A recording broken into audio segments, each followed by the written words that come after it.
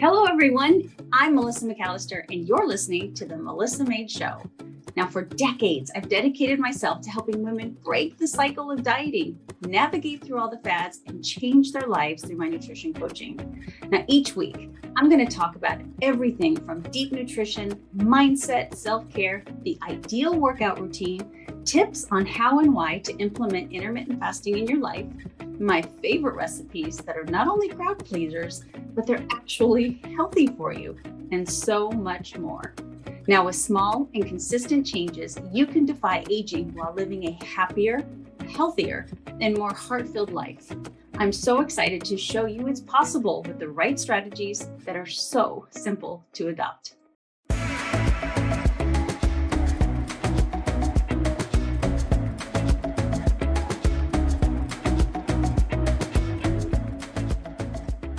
Hello, everybody, and welcome to yet another episode of the Melissa M.A.D.E Show. Today, how many times do you tell you hear me say how excited I am?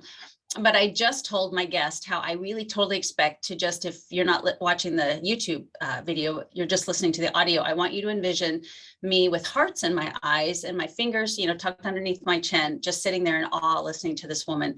So I had the opportunity to get an advanced copy of her new book coming out. And I just told her that I think this book should be coined the Female Owner's Manual. Because wow.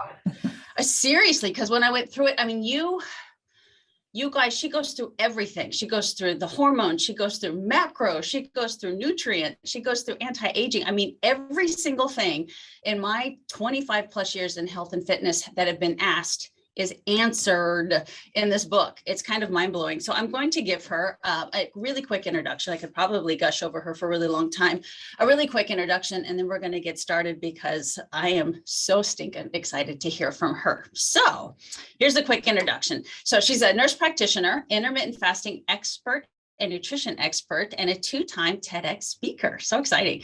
She's passionate about helping women find wellness through the healing power of both nutrition and fasting. She believes it's possible to feel better tomorrow than you do today and wants to equip you to experience that freedom. She is coming out with a book. You'll have to tell us when the date is. You can see it behind her, but it's called Intermittent Fasting Transformation. And she has what's called the IF45 that she will speak about. But she's also got a podcast called Everyday Wellness Podcast that you have to check out. But it's such an honor to have you on this podcast, Cynthia. And my very first question I want to ask you, because I think the readers would love to hear this. What introduced you to intermittent fasting in the very first place? Yeah, well, thank you for that lovely introduction. It's such a pleasure to connect with you and your listeners.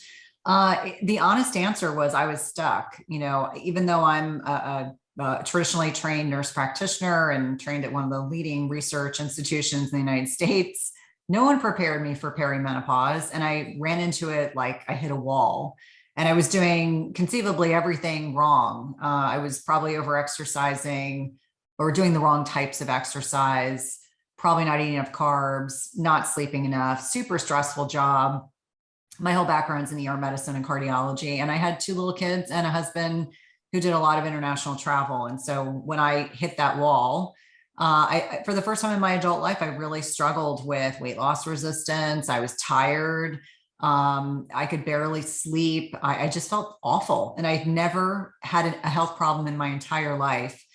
And so one of the things that I considered, I kind of stumbled upon, was intermittent fasting. And in typical fashion, I tend to be a little skeptical. I think that's my medical training. I have to see some research. I have to see something that suggests this might be helpful. And I read Jason Fung's book, The Complete Guide to Fasting. And then I ultimately had the courage to feel like me trying fasting was a good idea. And so I felt so good within about a week of doing it that there was no looking back. There was just no way I was going to ever go back to eating 3 meals a day plus snacks. And it then carried over into the work that I was doing with one-on-one clients and into my entrepreneurial business, and spilled over into work that I was doing with my cardiology population of patients who really didn't want to fast because they had been conditioned to believe that snacks and mini meals were going to stoke their metabolism and make them feel better. And so that's really where it started, just very organically. And then that N of one became, ended up being hundreds and then thousands of patients and clients that I was working with. And I just felt like it was this untapped opportunity to share with people a strategy that really isn't new or novel. And that's the biggest misconception, is that this has somehow just become really a fad. And I remind people that fasting is incorporated in all the major religions and dates back to biblical times. And we wouldn't be here as a species if we couldn't go through periods of time where we could exist in a non-fed state, that our bodies are really designed to be able to tap into fat stores for energy if they are metabolically flexible. So I came to fasting through my own health journey. And then obviously I felt like it was such a powerful strategy that I wanted to share it with as many people as possible. I love that. And I'm kind of the complete opposite as you, I guess, because I started accidentally fasting in 1997. So a hot minute ago, I just realized, I was a group exercise instructor, and I would always teach in the morning, and I hated teaching with food in my stomach. I just always felt weighed down and sick. So I would teach my class fasted, and then I would exercise. And then of course I never was a real late night eater. And it finally dawned on me that, wow, you really kind of eat within an 8-hour window. Mm-hmm. So I started doing my research once I found out that that wasn't normal, because just like you being in the health and fitness industry, I was bombarded with the 6 meals a day, and, eat right when you wake up to stoke the metabolism, mm-hmm. and have all those 6 mini meals a day. I know that you're a wife and a mom and a dog mom. And one of the things that I get, probably the word bombarded might be an understatement, of people sending me, videos and reels and clips and stuff of qualified people saying women should not fast. Mm-hmm. Can you share with us your opinion on that? I would love to. I grow weary of the fear mongering, and there are a lot of people that do that. And first and foremost, women's bodies are different than men. And I think we need to embrace and lean into our very unique physiology. But to somehow suggest that women cannot live in a state where they are flexing between using carbohydrates or fats as a fuel source is really doing us a tremendous disservice. It is becoming a public health threat how metabolically unhealthy our population is. I would say we're upwards of 90% of the population is metabolically unhealthy. And to somehow suggest that women should not eat less often is really foolish. Will there be some growing pains if you are a carbohydrate burner and someone who is struggling to make it from breakfast to lunch? Absolutely. But lifestyle changes are not meant to be easy. If they were easy, everyone would do them. And so when someone says to me, women can't fast, the first thing I say is women have to fast differently. And I think this very important distinction, when we're looking at women at peak fertile years, they have to fast differently than women in perimenopause versus women in menopause. But that does not negate the possibility of them being able to fast successfully. What women actually have to do is they have to fast for their physiology. And that means they embrace where they are in their menstrual cycle if you're still cycling. And that means there are certain times when you can take advantage of fasting because your hormones are really making it easier for you to fast. And then there are times you have to back off. That's number one. Number two, women in perimenopause and menopause, it is completely different. That's why I hit the wall of perimenopause. You cannot eat, exercise, or sleep the way that you did in your 20s and 30s, in your 40s, 50s, and beyond. Perimenopause is a litmus test for how well you take care of yourself. And this is important, like what your sleep quality is, anti-inflammatory nutrition, the right types of exercise. And ladies, that is not chronic cardio.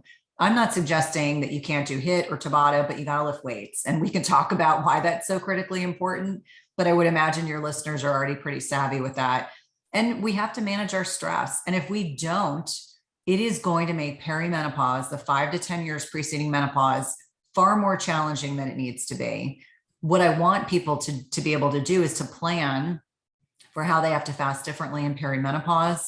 And then in menopause, if you're doing all the right things, again, the sleep, the stress, the right nutrition, the right types of exercise, fasting is a whole lot easier because you don't have as much hormonal flux like you do when you're younger. And I think in many ways, women are not many men, but men and postmenopausal women have some advantages. And one of them is you're not having a menstrual cycle every month. So your hormones are not fluctuating quite as much. But to suggest that women should not fast does us such a tremendous disservice and actually I think for me, this has really become a lightning rod, because there are physiologists and there are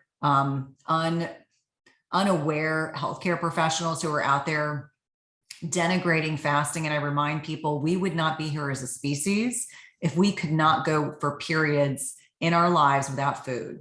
I mean, that is how we evolved. That's how we evolved before refrigeration and before the processed food industry, because life was hard. And oftentimes you had to go kill something, or something had to be brought to you to eat, or maybe you ate berries or some twigs. But now we have this over plentiful hedonistic environment, and food is so plentiful that people actually, it's too easy. Like, I think our lives in many ways, it makes it too easy to overeat these hyper palatable, nutrient devoid foods that most of us are eating and consuming. And so on a lot of levels, saying this means that a lot of what we're doing in our society and our approach to food and nutrition is wrong. And that's very triggering. And I understand there are people who have a degree of cognitive dissonance, that they cannot entertain the possibility that the concept of snacking is bad, or eating every 2 to 3 hours is bad, because they are not ready for the message. But it doesn't mean the message isn't correct. Right. I love that. And I guess let me begin by saying that when I used to get this, probably many years ago, my first reaction was, what do you think we did many, many moons ago? I mean, we had to fast. So to say now that it's not healthy for us. And I do understand that if you have, other things going on, you have to be very careful with fasting. But it's something that we've always done. And so it's just really hard to wrap your brain around, except for the fact that maybe people do get a little bit defensive. Yes. If they're very comfortable in their lifestyle and they see change as hard, and having to completely change the way that they live because they start introducing intermittent fasting, which it doesn't have to be that way. It's just maybe eating a couple hours or waiting a couple hours after you wake up, and then not eating right before you go to bed. It's as simple as that. And you consider yourself, fasting.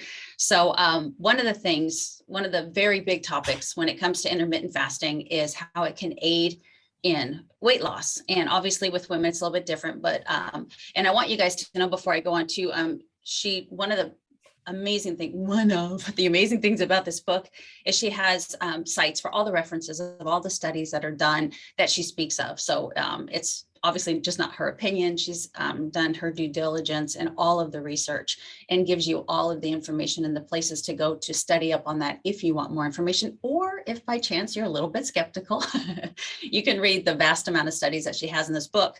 But obviously most people are interested in intermittent fasting because they have weight to lose.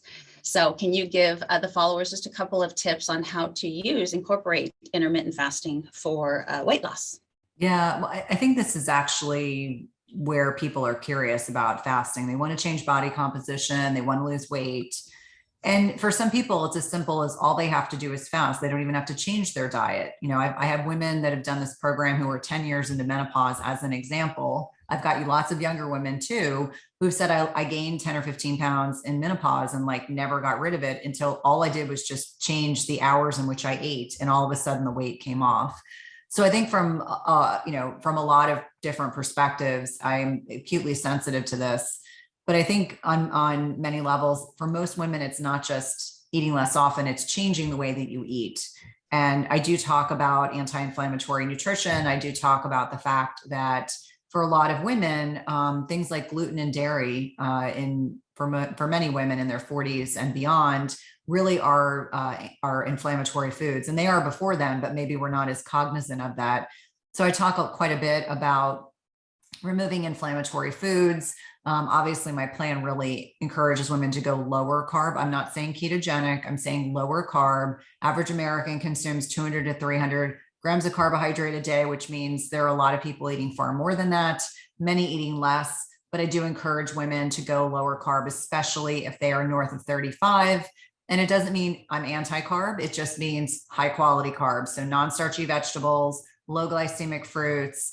If you are justifying that you need more carbohydrate, that it's a carbohydrate that doesn't come from pasta and bread and cookies and cake and those kinds of things. And I mean, the unfortunate thing is for a lot of women, they're not consuming the proper amount of macros. So a lot of what I teach and talk about is encouraging people to really lean into animal-based protein, which we know is far superior to plant-based protein. And so hitting your protein macros will hit those satiety hormones, will make you feel satisfied. You're going to walk away from the table. You're not going to want to continue snacking. In fact, I encourage people to aim for anywhere from 30 to 50 grams of protein with each meal. And if you're doing that, you're going to walk away being very satiated and you're going to be full. You're not going to want to go looking for cookies and ice cream and things like that. So when someone's kind of transitioning, I do think it's important to eat less often. It's also equally important to eat high quality food. And I always say, starting with animal-based protein, adding in some non-starchy vegetables. And as an example, and this is where a lot of people get the ketogenic diet wrong, is that keto is not, as an example, and my book is not focused on keto. I'm just giving this as an example that, if you have fat in your meat, as an example, like a ribeye steak versus filet, or salmon versus a piece of cod, you don't need to add more fats to your meal. You don't. And unfortunately, what a lot of people don't realize is that protein and carbohydrates are like 4 calories a gram versus fats, which are 9. And so I always say fat portions should always be small if they're not already incorporated in your meal, into your protein source. And so I think it's really helpful for women to understand that if you want to lose weight loss, it involves a couple things: how frequently you eat, the foods you choose to eat, the quality of your sleep. And ladies, you need to lift weights. Like, I'll be the first person to say you have to build and maintain lean muscle mass, because sarcopenia, which is muscle loss with aging, will happen. It's not a case of if, it's when. And so muscle is currency. Muscle is metabolic currency. You want to think of your muscles as glucose reservoirs. They help with metabolic flexibility, insulin sensitivity. And so those are like the 4 things that I think are really important to stress up front. Obviously, we can get very granular because there are a lot of other things that will contribute to success with fasting, but those I think are the 4 that tend to be the most important. Right before getting on here with you, I actually, Dr. Bickman posted a reel talking about, because he's, proponent for a good amount of protein, but he's a metabolic scientist, and he talked about how important it is to have fat with your protein. And he says the way that we, make food, we separate the fat and the protein, but it's very difficult to find that fat and protein separated, in the foods that you eat, and not to be afraid, don't be afraid to have, I always stress this, the whole egg. I mean, there's so many people that just have the egg white because they want to save calories and they want just the protein, but they don't realize how important that fat is alongside that protein when they're creating their meals in that way. I also wanted to ask you, so in your book, you break down hormones really, really well. So with each and every hormone, from hunger to, women's hormones, just to anti-aging, she talks about what they are, so you have an idea. And I guarantee in some of these hormones that she mentions, you've probably never even heard of them before. And you always hear me say knowledge is power. So she talks about kind of their purpose and what they do. And then she goes into imbalances, what you feel like, and what are some of the symptoms if these hormones are unbalanced. And so would you mind sharing with us a little bit, maybe some of the key hormones that you think that, your IF45 plan can help balance out these hormones to help you feel younger, to keep you full of energy and to help you be at a healthy weight? Yeah, no, there's definitely some less common ones in the book, along with some major players, as I like to say. And so hormones are chemical messengers. That's really the way to think about them. And I think it all starts with oxytocin. This is this grossly underappreciated hormone, but a very important hormone. And I'll explain why in a second. And so when we have infants at home and we're breastfeeding, we release oxytocin. It's a bonding hormone, but we want to get oxytocin hits, if you will, throughout the day, because it doesn't last all that long, lasts a couple minutes. Whether you hug your pet. I mean, right now, one of my dogs is like sitting right next to me. He's getting pet as we're doing this interview. Hug your pet, hug your kids, hug your spouse or significant other. Do something that brings you joy. I mean, all these things will evoke a hit of oxytocin. And so it's very important because it helps lower cortisol. Cortisol is one of these hormones that gets vilified. And I remind people that when cortisol is functioning appropriately, it's a very, very important hormone. But in our kind of overharried, overstressed lives when we are, our bodies think that we're running from a saber-toothed tiger 24/7 because we're sympathetic dominant. We never relax. We're always on the go. We can't sit down still. We're eating on the go. We're eating in our cars. We're eating these hyper palatable, highly processed foods, et cetera, et cetera. We're doing the wrong types of exercise, not enough sleep. Cortisol can be elevated. And if it happens transiently, it's not such a big deal, but over time it will wear us out. It's almost like you're wearing out your tires. You just keep riding them over and over and over again. So you want to balance cortisol. And one way we can do that is eating less frequently, because cortisol is oftentimes evoked if we eat the wrong types of food. So if you're eating highly inflammatory diet, if you're eating frequently, if you don't give your body an opportunity to have a break from digestion, you are stressing your body.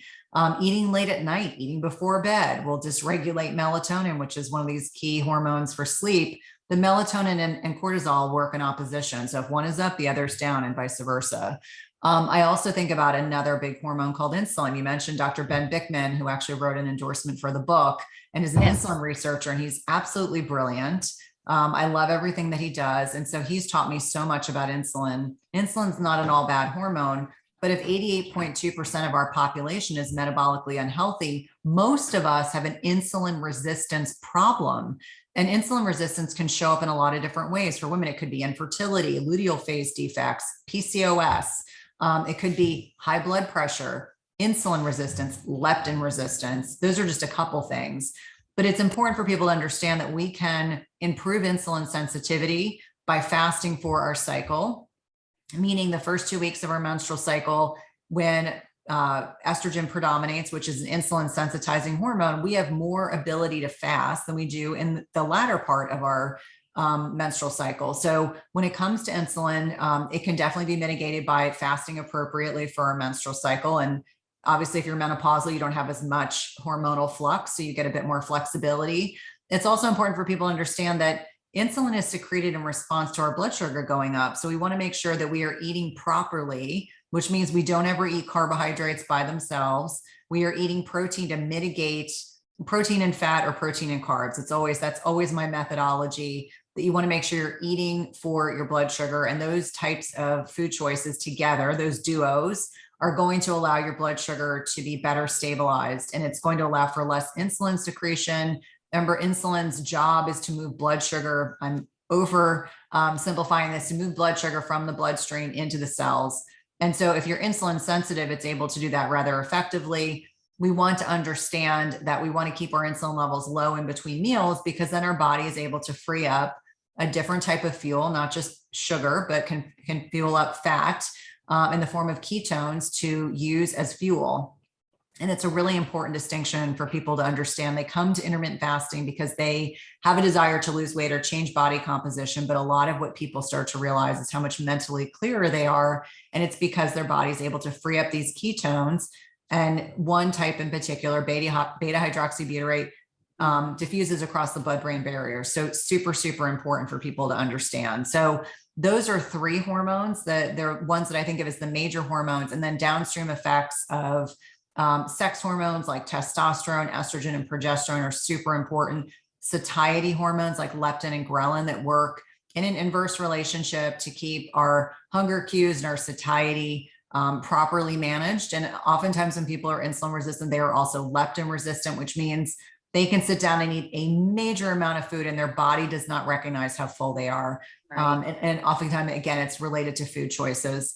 And then, there's other hormones like thyroid hormone and certainly melatonin. Melatonin's one of our sleep hormones, but it does far more in the body than just help us sleep. We actually there's master antioxidant benefits. We have melatonin clocks throughout our body. This is one of many reasons why you don't want to eat within 3 hours of going to bed, because it goes against the chronobiologic clocks that we have in our bodies. And so remember what I said earlier, there's a lot of hormones that have an inverse relationship. So if you're not secreting enough melatonin, guess what goes up? Cortisol. What's going to keep you wired and tired? Cortisol. What's cortisol going to do? It's going to influence you to retain the food that you, instead of burning the food that you're eating, are going to be storing the food that you're eating. And so it's a really important distinction. And I oftentimes like to explain it as It's all about balance in the body. And for a lot of people, when they're no longer metabolically flexible, they're not able to harness the benefits of the hormones. They end up seeing the other side, the ugly side of the hormone,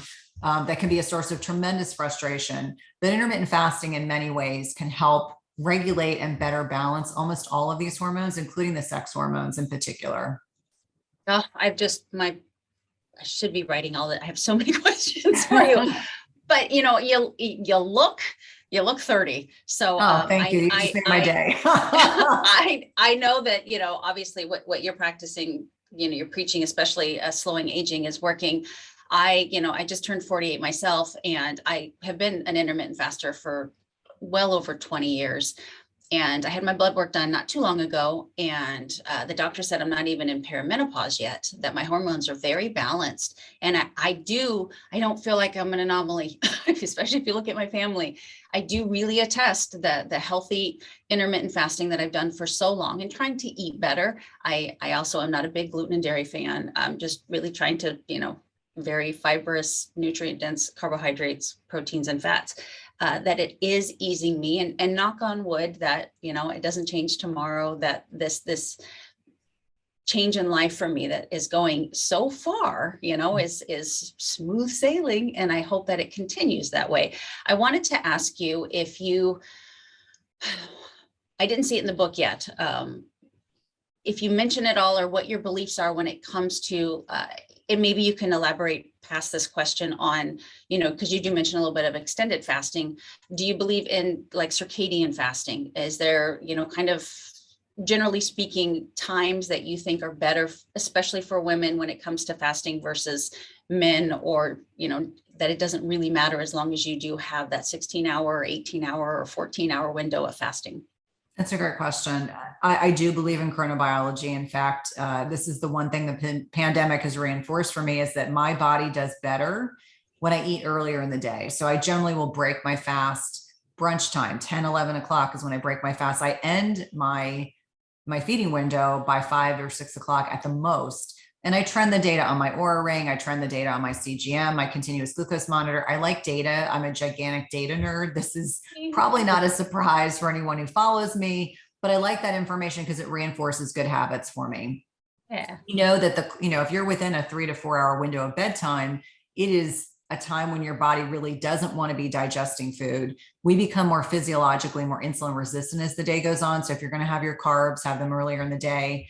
I actually had some potatoes with my chicken that I had for lunch in between appointments today. And so I get them midday, so that by the time I'm going to bed, my body is already working on metabolizing those. And so, I do find for women, if they are fasting for their physiology, which means if you're a lean woman south of 35, so if you're peak fertile years, you should not be fasting every single day. If you are a lean 35 or under woman at peak fertile years, you should not be fasting every day. But if you're a woman that has PCOS, or you're insulin resistant, or you're obese or overweight, and you're looking to change body composition, you probably have to be a little more savvy and be very cognizant of where you are in your menstrual cycle. So that's number one.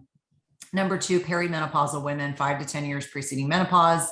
I think this is the litmus test. If you are really taking good care of yourself, and I think at 48, which you would never know that you're 48, you look absolutely beautiful. You look like a very young Sandra Bullock. Like that was the first impression when I saw you. I was like, you look like Sandra Bullock, but like her younger sister.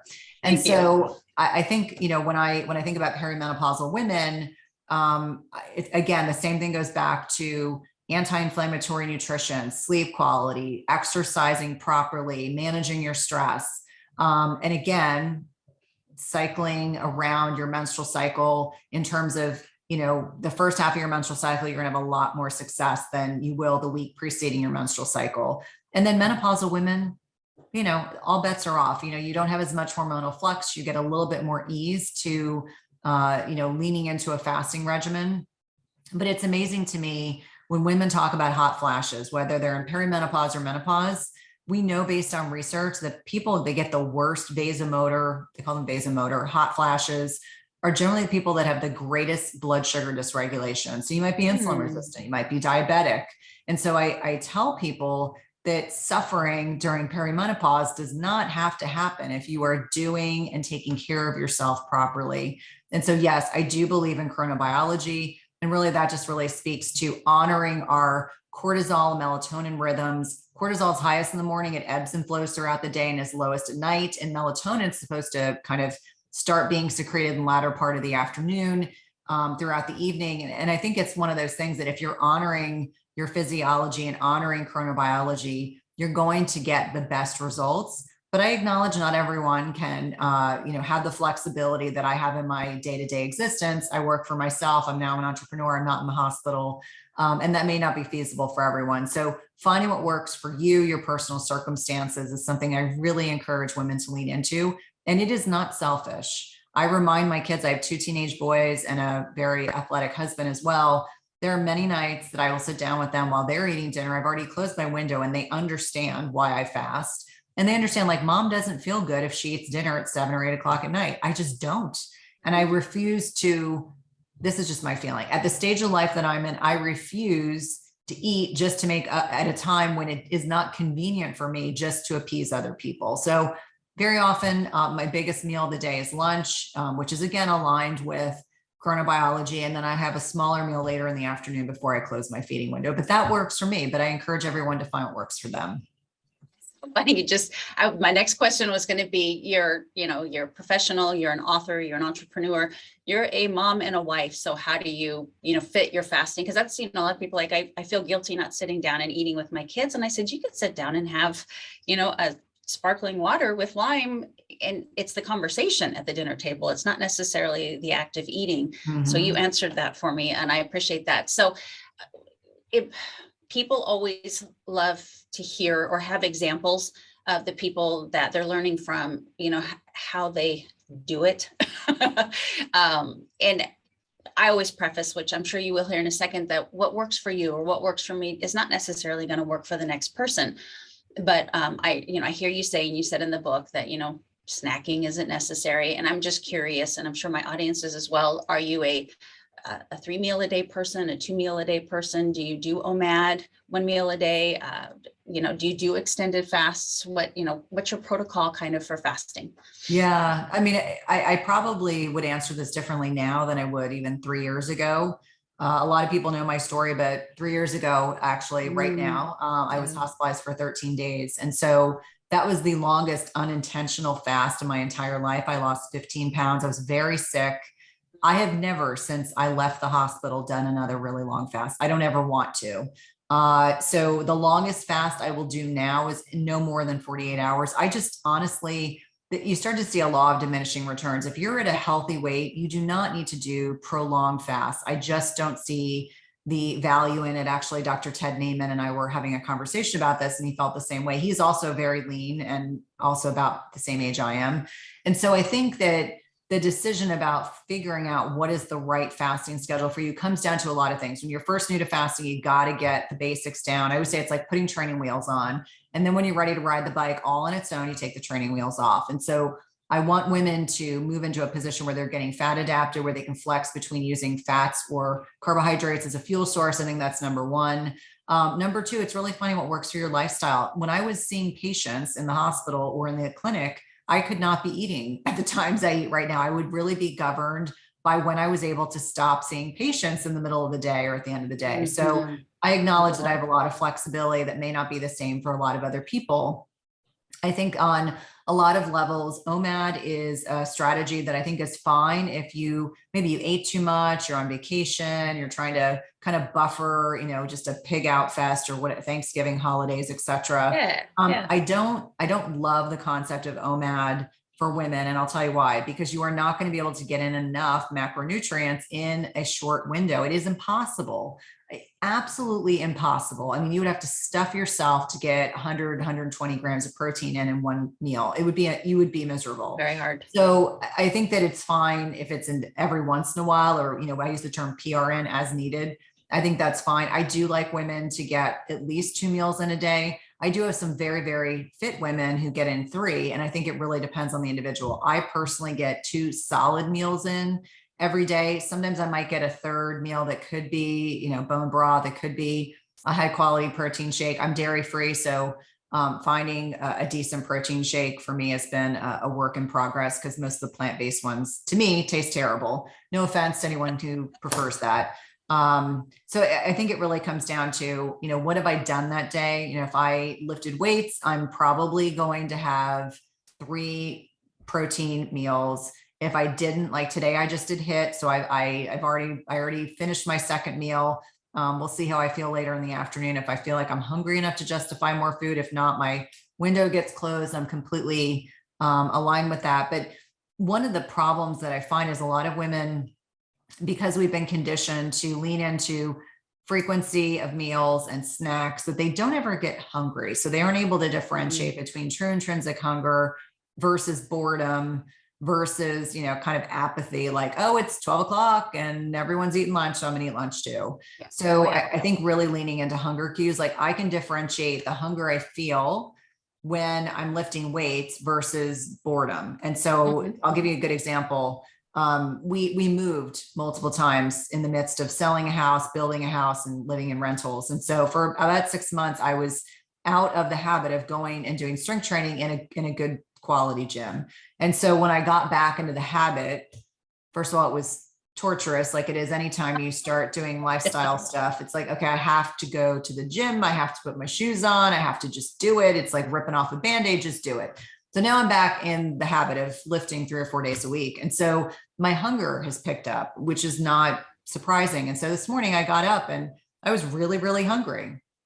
And I decided to break my fast early. And I actually did in my Insta stories, I talked about it, that you shouldn't torture yourself. I mean, you're going to have days where you might need to break your fast earlier.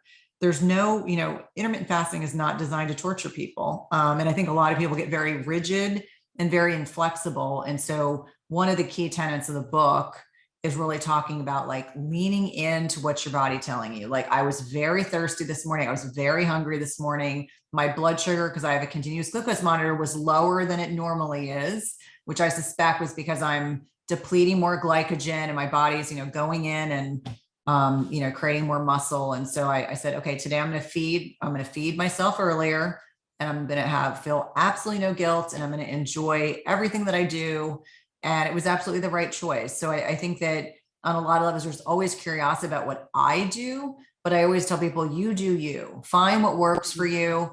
As long as you are breaking your fast or, eating your meals and focusing in on protein and non-starchy vegetables, you're going to generally hit your macros where they need to be. I'm not anti-carbohydrate. I sometimes get asked. I did a webinar last night and had some keto experts on with me. And someone in the notes said, I hope your book isn't keto.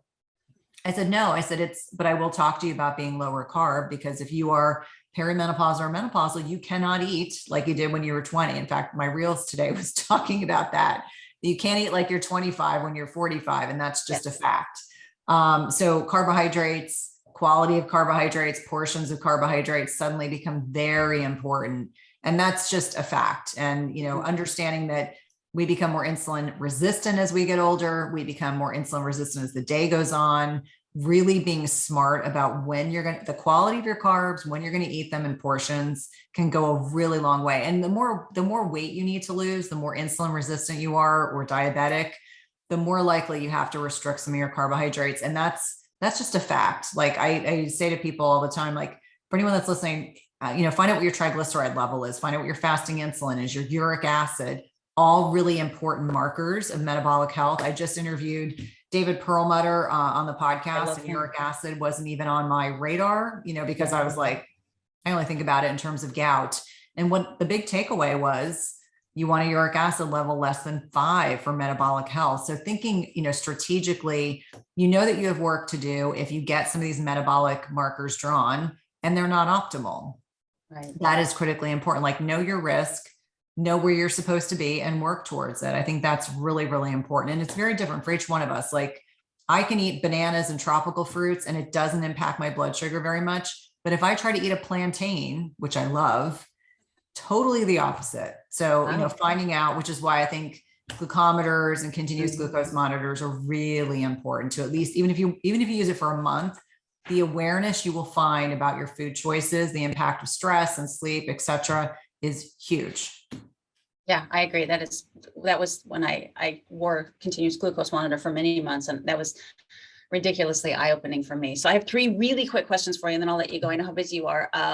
The first one is the I-45 plan. You have three phases. Can you break those three phases down really quickly? Because what I want people to understand is you do such a good job. For anybody that's never tried intermittent fasting, maybe has tried it, but think they failed, or is doing it right now, and it's not becoming a lifestyle for them. I think the three phases that you've created for you to go through that in those 45 days, like you say in the book, could absolutely be life-changing for someone to finally kind of settle into the idea of intermittent fasting and how to incorporate it into their life. Yeah. So the first phase is really focused on preparing yourself for this new lifestyle change. And it focuses on cleaning out your pantry. I mean, things that seem fairly benign, but have a huge impact. Get rid of trigger foods, get rid of foods that are hyper palatable I always say, if you can't eliminate, if you can't moderate, you eliminate. Like that's a really important distinction. Like there's certain things that I can't moderate, so I don't even have them in my house. Number two, you stop snacking. Like we're all grown women. We should not be snacking. And I know that is triggering to some people, but no one should be snacking. That should just be an outlaw for adults. Number three is really talking to patients about their macros, like explaining the difference between protein and fat, and not to be fearful of fat, and the right types of carbohydrates so that they can really hit the ground running the very first week we start fasting. And I remind people that once you eliminate snacks and you kind of move into that next phase, we start with fairly short fasting regimens. Now, people who have less weight to lose, that are leaning towards more metabolic flexibility already, are going to become fat adapted much more readily and easily. Some people, it takes them 6 to 8 weeks to get there. I mean, it can take a bit of time. So acknowledging we're all individuals, maybe you can get by with like a 12-hour fast, and that feels like a lot. And then slowly opening up that window, kind of aiming for the 16/8. So 16 hours fasted with an 8-hour feeding window. We kind of dive into how to break your fast, foods to break your fast with. And the whole last portion of the plan is really focused on challenges. And I think it's important for people to understand, like, monogamy is a good concept, but food monogamy, fasting monogamy, exercise monogamy is not. We want to make things a little challenging for our bodies. That's how we grow. It's called hormesis, and it's a right amount of stress in the right amount at the right time. And so I always encourage people, like, once you've gotten the basics down, that you implement some challenges. And so there are challenges in the book. And then the tail end of the book is over 50 recipes by an amazing, amazing chef, Beth Lipton. And they're designed to be super nutritious, easy to put together, and leaning towards animal-based protein and low carbohydrate. Does not mean that you're ketogenic. I feel like I have to keep saying that. I know. But really, for people to understand, this is the way we should be nourishing our bodies. Yeah, I always tell people, because I've always lived a lower carb lifestyle, that I hate to use that word, because I actually got told, someone tagged me in a keto thing saying how I made keto work for me. And I'm like, I'm not keto. Never have been.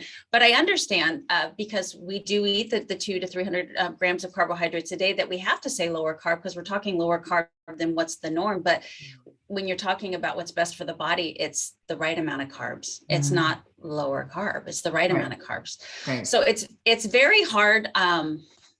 It's difficult, I think, to make me go, huh? And you did one time in this book. And I think it's funny. I want you to explain to me. So this is a personal question. Okay. What is spermidine? Never heard of it. Yeah. So actually spermidine, like when we're talking about spermidine, it is derived from a wheat derivative. So it's not, so originally it was derived from actual sperm, but it's designed to kind of upregulate autophagy. And so autophagy is this waste and recycling process in the body. And there's just a lot of people who like to biohack. And so I tried to touch on some of the more well-researched options that are out there. I have spermidine at my house, but I don't take it regularly because I already take so many other supplements, which I probably shouldn't admit to. But with that being said, it's definitely one of these things that can help upregulate autophagy, which is the waste and recycling process in the body, that when we are in a fasted state, it really kind of increases that. And I think it's really important for people to understand that it's like taking out the garbage. So think about disease, disordered organelles, mitochondria, our body literally just gets rid of it. And I think this is critically important to understand, especially given the last 2 years. Like, we want to get rid of things that don't belong, things that could potentially go on to become disease cells or precancerous cells. We want our body to have an opportunity to have a break from digestion so that we can get rid of them. So spermidine will help upregulate that. Okay. That is a supplement that I have not heard of. So I love that new information. So you alluded a little bit to the recipes, and then this is my last question. They are amazing. And I love the way that they are organized, and they do look very simple, super clean, very simple, and obviously right up my alley. Do you have a favorite recipe? I think probably the chimichurri. Like, I would first of all say I'm obsessed with eggs. So I love deviled eggs. I have them, honestly, like that's part of food prep every week. Deviled eggs and like chimichurri, because chimichurri is a really healthy, flavorful sauce that you can put on steak. Like, we're big steak and bison people in my house. And so chimichurri like makes everyone happy. It's garlicky. You can use more cilantro, more parsley. It depends on like what your preference is. And it's just a really clean, easy to put together sauce that you can use on a variety of things, but we actually prefer it on steak. Okay, I'm going to try that. So can you tell the audience again when the book is coming out? Her podcast is Everyday Wellness Podcast, and you are on Instagram, and it's an incredible Instagram site. I think you give so much value. If you can remind people where they could find you on Instagram as well. Yeah. So www.cynthiathurlow.com. I am active on social media. As you mentioned, Everyday Wellness is my podcast where I get to interview some of the best voices in the health and wellness space. I'm very active on Instagram. I'm there quite a bit. I'm snarky on Twitter, be forewarned. And then I have a private Facebook group that's free. It's Intermittent Fasting Lifestyle / my name, where, we do facilitate some conversations, although right now we're very focused on serving our community and members. So thank you. This has been fantastic. And I want to thank you for being such a great voice. I sometimes, little old me feels like, a small voice in the intermittent fasting world for women and the lower carb lifestyle for women, and having an expert like you that backs up everything with the science makes me feel so good. So I now have the female owner's manual in my hand, and it's something that I'm going to proudly recommend to any woman that comes to me not feeling 100% herself. So thank you. No, you're welcome. Intermittent Fasting Transformation IF45 has been a labor of love. It feels like it's like my third child, but I'm so grateful for the opportunity to have connected with you today. Awesome. Well, everybody, thank you so much for tuning in. I told you that you would love her. Please go check her out, especially her Instagram. And now I'm going to go find her on Twitter as well. And you guys have a fantastic day. Thank you, Cynthia. You're welcome. Wow, we've reached the end. But before I leave you, I'd love to hear from you. After all, it's not every day that someone reaches out and asks for your opinion. And to me, your opinion does matter. So please share this episode with anyone that you think needs to hear this message. And remember to rate, review, and subscribe wherever you listen to podcasts. My name is Melissa McAllister. And until next time, thank you for being your own health advocate.